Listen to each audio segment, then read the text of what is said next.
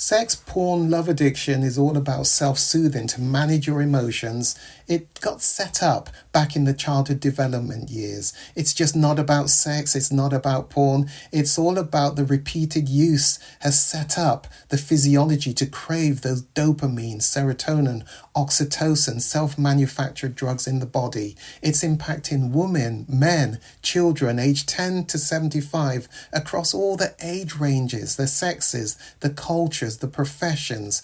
It increased exponentially during COVID lockdown and impacting so many lives. The Kairos Centre has created the first online comprehensive sex porn love addiction. It's a video on demand recovery program which you can access from anywhere in the world and begin to see identifiable changes just within 6 weeks of beginning this weekly program. Kairos means your appointed time.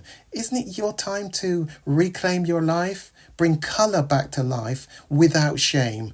Click the link below and begin your journey. You owe it to yourself and to others.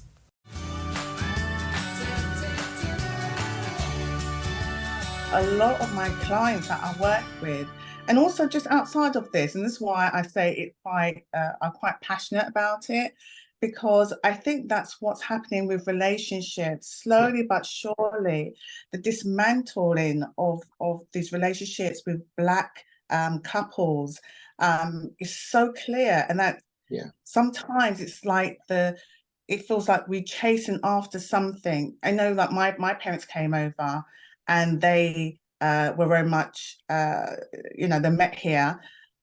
But what was really clear is that they were struggling with just day-to-day life, the oppression that was here, but also trying to raise a family, which was tough. Yeah. In our Unfortunately, what's happened to a lot of families is that we've actually taken on their struggles, we've taken on their struggles. Yes. And how are we supposed to build nurturing relationships when all we had seen was struggle most of the time? You can't change what you don't understand. If it lives in Right. the unconscious, this is me doing life how I do life. What's the problem? Well, there is a Right. problem because I know something's not working right, but I don't quite Mhm. know what it is. And Yeah. helping people to move stuff, what I call is moving from the unconscious into the Yeah. conscious, then Hmm. a highlighter pen to say, hey, client, can you see that now? Let's put a highlighter pen through it because now you can see it. You now get a Hmm. chance to go after it and to change it, but you can't change it immediately. Why? Because what you're going after is not just the stuff you've got from your parents, it's what your parents got from their parents from. So you've got a whole flow of water intergenerational from generations back coming as a flood towards you, which means at some point you've got to build a dam and say, this stops with me. This stops Right. with me because I don't want to pass it on to my Hmm. children. And there's an Beautiful. inevitable script and baton that just gets Yeah. passed on to the children unless you understand this stuff. Yeah, true. And that's where the awareness comes in, isn't it? That's why the work is so important, Yeah. is being aware of all of this can make the changes happen. I've seen it so many times, and even in my own life, I'm not being shy away from that. When you see that you've been handed the baton and for many years you just keep plodding on because you just gotta make things work, right? And the least thing that comes to mind, or the thing that doesn't come to mind, is the fact that you've inherited a lot of these things Yeah. and you've been exposed to it on a day-to-day basis. Yeah. And I think also I'm very concerned about the relationships between Black men and Black women, Mm. because I think, Black women are wanting more from relationship. They want to see what they see outside of their ethnicity. And some ethnicities, the same in the Black people, depending on which country you're from, they see that people are getting married. But even in those situations, they're also concerned about what relationships are about. And I don't want to put that on blast, but obviously I'm passionate about it because I'm a Black woman. Mm. So that's what's really important. And I do, and also when you're talking about mixed marriages as well, mixed relationships, they also have their journey to go through. Mm. And I think part of it is quite openly. Do you think sometimes when another ethnicity haven't experienced that intergenerational trauma, somehow it kind of levels the balance in kind of how they see how relationships should be, or take away some of the harm that they've already been exposed to? I don't know how people cannot experience intergenerational issues. Mm, Now, it doesn't mean it's all negative. That's what we've got to be careful of. absolutely. Intergenerational can be really positive stuff that gets passed on, passed on, passed on, passed on. What's really interesting is if we bring it up to date, actually, Prince Harry, Mm, Meghan, this is the intergenerational stuff. They've broken out absolutely. of some stuff. Now, I don't follow the stuff and I don't follow the media, but Mm, actually, what you have, of course, are decades of, and actually hundreds of years of a endemic way of doing life. And in 2023, here is an individual, in a sense, trying to become unshackled from the stuff, mm, but the system doesn't allow you to break out and become unshackled.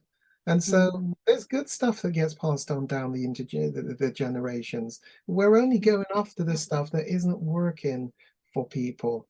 And so every one of us are going to be subject to inherited cultures, inherited intergenerational stuff. It's about when it stops working in the couple relationship, we need to look mm, at why, and might there be some scripts which we are playing out that we've got handed as the baton, which for some reason is no longer a fit in the relationship. And that Caroline mm, could just be life stage changes that we mm, reach because for the first 5, 10 years of the relationship, all fine, all good, but we change. mm, mm. Now, change is important, Yeah. with everyone. And as you pointed out, actually, with Meghan and Harry, the importance there was that they both he came to a realization, and it took him to be, in that relationship to understand that things don't need to continue, and that his first thing was to kind of help himself, wasn't it? It was to help himself Yeah. and then help the family, and then to kind of help his family's family to come. That was really, Yeah. yeah. But people don't see it that way, actually. I don't follow the stuff. All I do is take a step back and I'm just noticing some things, but I do not follow the media and what's going Yeah, on with them. But what I do see is somebody seeking to become unshackled and breaking out.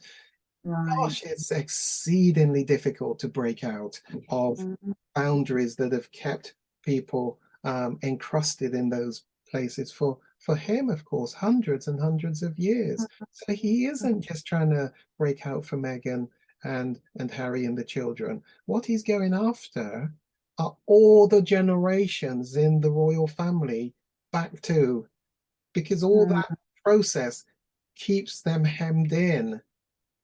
So it's a mm, mighty, mighty mm, task that he's doing with the right. hope that the baton isn't handed on quite the same way. It's filtered, Hmm. less Hmm. pollutants are being passed on, Right. so to speak. And that's not a criticism at all of the royal family in any way. But there are some things that are not working well for many of them.